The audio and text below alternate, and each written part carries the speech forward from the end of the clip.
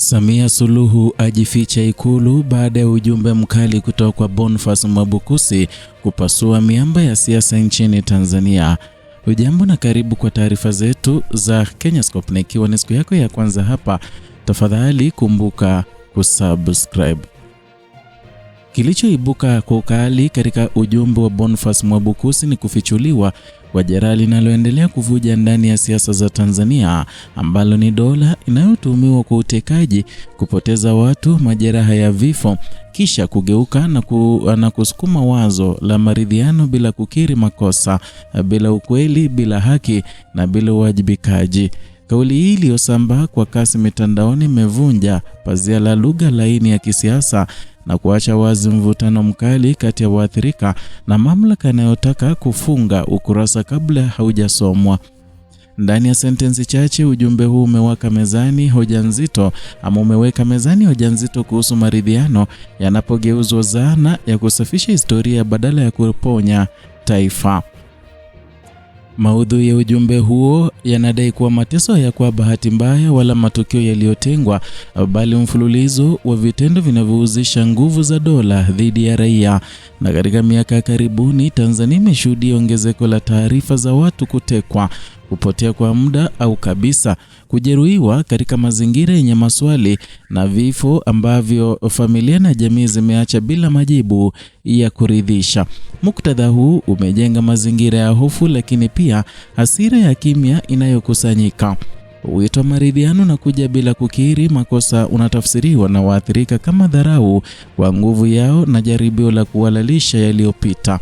Kihistoria, dhana ya maridhiano imekuwa na nafasi muhimu katika jamii zilizotoka kwenye migogoro mikubwa, lakini uzoefu wa kimataifa unaonyesha kuwa maridhiano yanapofanikiwa ni pale yanapojengwa juu ya ukweli unaotambuliwa, haki inayotolewa na uwajibikaji unaotekelezwa. Afrika Kusini ilitumia tume ya ukweli na maridhiano kama njia ya kukiri uhalifu wa enzi ya ubaguzi wa rangi, si kuficha, na Rwanda ililazimika kukabiliana na historia ya mauaji ya kimbari kwa mifumo ya haki na kweli, hata kama haikuwa kikamilifu. Tanzania, kwa kusukuma maridhiano bila hatua hizo za kimsingi, inachagua njia tofauti yenye hatari ya kuendeleza majeraha kabla na badala ya kuyaponya. Ujumbe wa Mwabukusi umeweka bayana hoja kwamba kukataa kukiri kosa ni ishara ya maandalizi ya makosa makubwa zaidi. Ni hoja inayogusa kiini cha siasa za uwajibikaji. Serikali ya mamlaka yanapokataa uwazi, yanapunguza gharama za kisiasa na ukiukwaji wa haki, na hivyo kuunda mazingira ya kurudia. Na Tanzania imekuwa na historia ya kutumia sheria na vyombo vya dola kudhibiti upinzani na sauti huru, hususan katika vipindi vya mvutano wa kisiasa na uchaguzi. Na kukosekana kwa uchunguzi huru na uwajibikaji wa wazi kumeimarisha hisia kwamba nguvu hutumika bila adhabu. Kwenye ujumbe wake, Boniface Mwabukusi alisema kuwa wametuumiza, halafu wametugombeza na kulazimisha maridhiano walioyakataa awali. Wameteka, wamepoteza, wamejeruhi, wameua. Hawataki kukiri makosa yao, kwani wanatuona sote kama mbuzi wao wa kafara. Eti wanataka kulazimisha waongoze maridhiano ili tuongezeke kuja kuuliwa tena. Ukiona mtu amekataa kukiri kosa, jua anajiandaa kufanya kubwa na baya zaidi. Mkatae bila kupepesa macho. Tunaweza kufanya wajinga kwa wakati fulani, lakini hatuwezi kuendelea na ujinga wakati wote. Hakuna maridhiano bila ukweli, haki na uwajibikaji. Ujumbe mzito wake Boniface Mwabukusi. Katika kipindi cha baada ya miaka ya 2015, mabadiliko ya kisheria na kiutawala yameongeza uwezo wa dola kuingilia mikusanyiko, mawasiliano na shughuli za kiraia. Sheria za usalama na mtandao, kanuni za maudhui na mamlaka mapana ya vyombo vya ulinzi vimeunda mazingira ambayo malalamiko yanazuiwa kabla hayajafika hadharani. Na ndani ya mazingira haya, wazo la maridhiano linaweza kuonekana kama suluhisho la haraka, lakini bila kushughulikia mizizi ya migogoro, linaacha mfumo ule unaozalisha ukiukwaji. Kauli kwamba wananchi hawawezi kudumishwa katika ujinga wa kudumu inaashiria mabadiliko ya kisaikolojia katika jamii.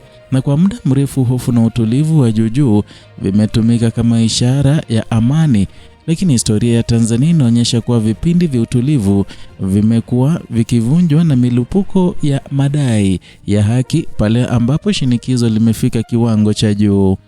Mgomo wa wafanyakazi, harakati za wanafunzi na vuguvugu za kisiasa zimewahi kulazimisha marekebisho hata kama kwa gharama kubwa. Kila kizazi hujifunza mipaka ya uvumilivu wake.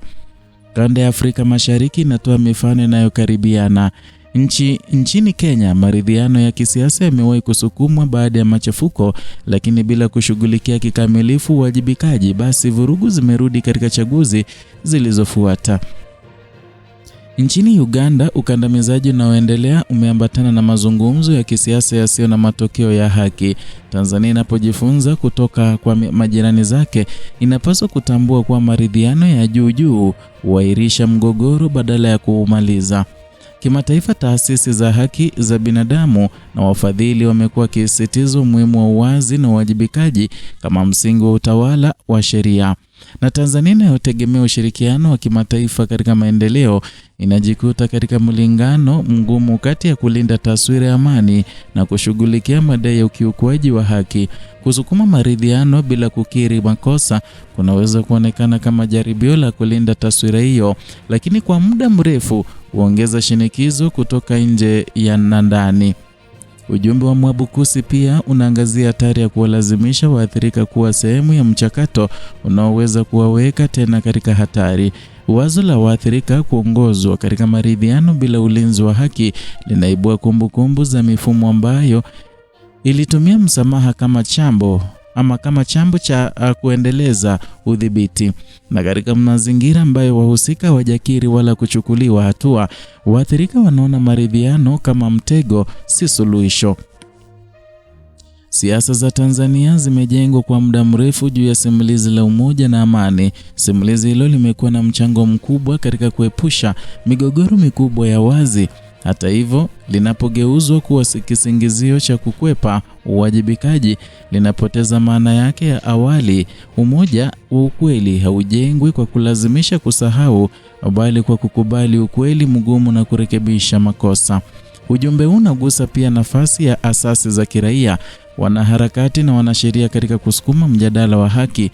Mwabukusi kama wakili na mwanaharakati anawakilisha mkondo na usitiza misingi ya kisheria badala ya makubaliano ya kisiasa yasiyo na meno. Msimamo huu unapingana na mtazamo unaotaka kumaliza mgogoro kwa maneno bila vitendo. Mwisho wa simulizi hili unakwenda mbali zaidi ya mjadala wa maridhiano. Unaguza mustakabali wa Tanzania kama taifa linaloheshimu haki za raia wake. Ukimya, uoga na kukubali maridhiano yasiyo na ukweli vinaweza kuleta utulivu wa muda mfupi, lakini hujenga msingi dhaifu kwa siku zijazo.